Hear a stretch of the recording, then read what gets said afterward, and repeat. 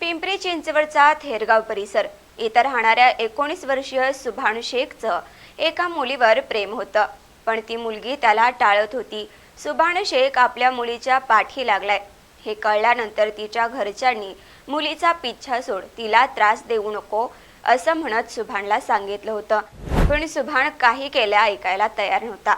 हे प्रकरण वाढल्यानंतर पोलीस स्टेशनपर्यंत गेलं. त्यावेळी सुभानवर कारवाई सुद्धा करण्यात आली. पण सुभान शेख आपल्या मुलीला पुन्हा त्रास देईल अशी भीती मुलीच्या आईला वाटत होती. मुलीच्या आईनं ही भीती व्यक्त केल्यानंतर 8 मेच्या रात्री 11च्या सुमारास सुभानवर हल्ला करण्यात आला आणि त्याची हत्या करण्यात आली. त्याच्या भावावर सुद्धा वार झाल्यामुळे तो गंभीर जखमी झाला. या हत्येमुळे थेरगाव परिसरात खळबळ उडाली. या प्रकरणाचा पोलिसांकडून तपास करण्यात आला तेव्हा धक्कादायक माहिती समोर आली. ज्या मुलीच्या मागे सुभान शेख लागला होता त्याच मुलीच्या आईच्या प्रियकरानं सुभानची हत्या केल्याचं पोलीस तपासात समोर आलं, ज्यामुळं या प्रकरणाची संपूर्ण जिल्ह्यात चर्चा होते.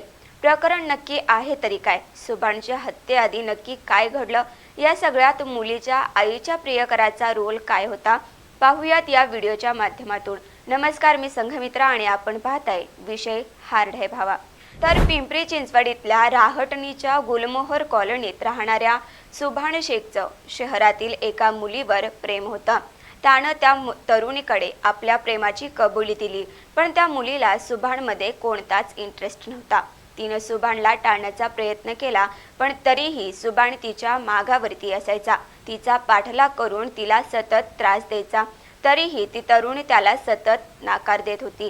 दरम्यान सुभानच्या या त्रासाबद्दल तरुणीनं आपल्या घरच्यांना सांगितलं. तिच्या आईला सुद्धा सुभानचं हे वागणं पटत नव्हतं. तरुणीच्या घरच्यांकडून सुभानला समज देण्याचा प्रयत्न करण्यात आला, पण तरीही सुभान त्या मुलीचा पिछा सोडत नव्हता.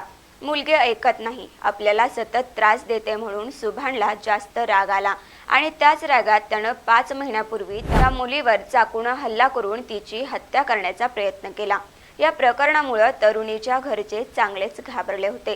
त्यांनी त्यांच्या विरोधात पोलिसात तक्रार दाखल केली आणि सुभानला पोलिसांनी ताब्यात घेतलं. हत्येचा प्रयत्न आणि इतर गुन्हे दाखल करून पोलिसांनी सुभानला अटक केली.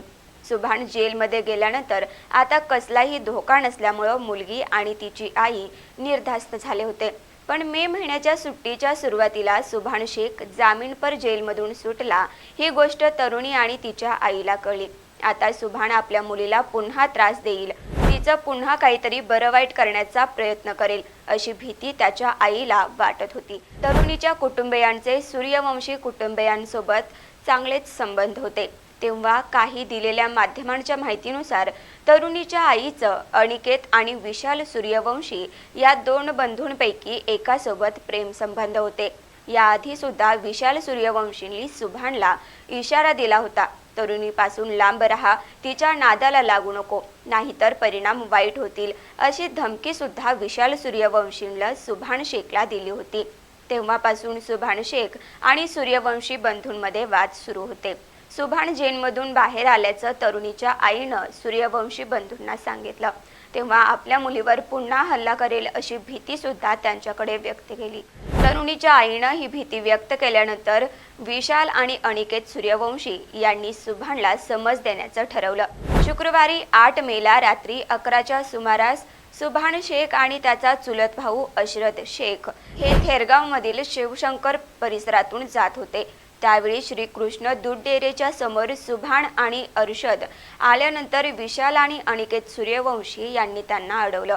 सूर्यवंशी बंधूंनी सुभानला पुन्हा एकदा तरुणीला त्रास देऊ नकोस, तिच्यापासून लांब राहा, नाहीतर यावेळी तुरुंगात नाही तर परत येऊच शकणार नाही अशा ठिकाणी पोहोचवेन अशी धमकी सुभानला दिली.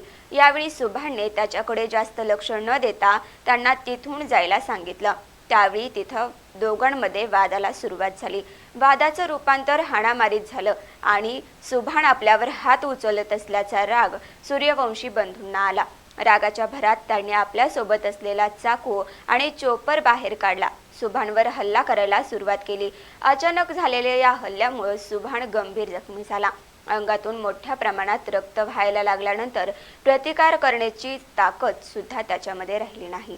सुभानला वाचवण्यासाठी त्याच्यासोबत असलेला त्याचा चुलत भाऊ अशरथ त्याच्या मदतीला धावून आला, पण आरोपींनी त्याच्यावरही हल्ले केले आणि तो सुद्धा गंभीर जखमी झाला.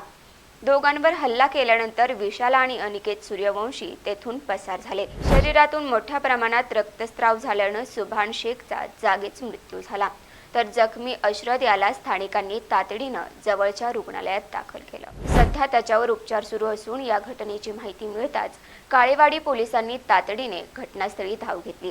त्यांनी आरोपी विशाल आणि अनिकेत यांचा शोध सुरू केला. सीसीटीव्ही आणि इतर तांत्रिक पुराव्यांच्या आधारे पोलिसांनी तत्काळ कारवाई करत आरोपी अनिकेत सूर्यवंशी याला ताब्यात घेतले. त्याच्या विरोधात हत्येचा गुन्हा दाखल करण्यात आला, पण दुसरा आरोपी विशाल सूर्यवंशी फरार झाला होता. त्याचा शोध घेऊन पोलिसांनी लवकरच त्यालाही अटक केली. सुभानचे वडील अहमद शेख यांनी आपल्या मुलाची हत्या केल्याची तक्रार दाखल केली असून पोलीस या प्रकरणात जास्तीचा तपास करत आहेत. सध्या एकतर्फी प्रेमातून मुलीवर झालेला हल्ला आणि त्यातून झालेल्या जुन्या वादातून आरोपींनी सुभान शेखची हत्या केल्याचं प्राथमिक तपासात समोर आलं असलं तरी यामध्ये संशय व्यक्त केला जात आहे. काही माध्यमांनी दिलेल्या माहितीनुसार सुभान शेखचं तरुणीवर एकतर्फी प्रेम नव्हतं, तर सुभान आणि तिचे प्रेम संबंध सुरू होते. या प्रेम संबंधाला तरुणीच्या आईचा विरोध होता. तिने ही गोष्ट विशाल आणि अनिकेत सूर्यवंशी यांना सांगितली.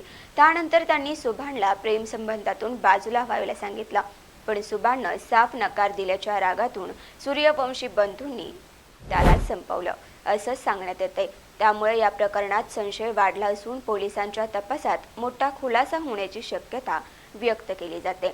या संपूर्ण प्रकरणाबद्दल तुम्हाला नक्की काय वाटतंय? तुमची प्रतिक्रिया काय आहे हे आम्हाला नक्की सांगा आणि अशाच माहितीपूर्ण व्हिडिओ पाहण्यासाठी आपल्या चॅनलला सबस्क्राईब करायला विसरू नका.